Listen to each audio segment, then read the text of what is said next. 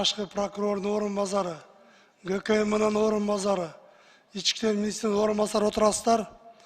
9-10 ай мурун Алтын Казына ресторанында 17 жашта кызды зордуктап аябай жаман акыбалга алып келген экен бир эки жигит. Ушул күнгө чейин ата энеси кайрылып жатат, мага эч кандай сот иши жүрбөйт, эч кандай жардам жок дейт. Эгер ушул сот адилетсиз болсо, орозо бүтсө келе өзүм өртөйм деп жатат. Ошон үчүн урматтуу мен айтып кеткен укук коргоо органдары ушуну айтып койсоңуздар, ким кандай иш алып баратасыздар?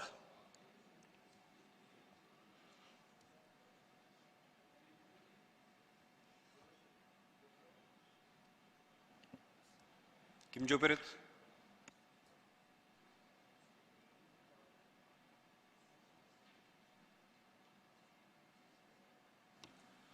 Саламатсыздарбы? Бул ишти азыр толук маалымат жок, бирок мен билген боюнча ички иштер министрликтерге кеп, аны сотко кетирген. Соттун кароосунда азыркы убакта.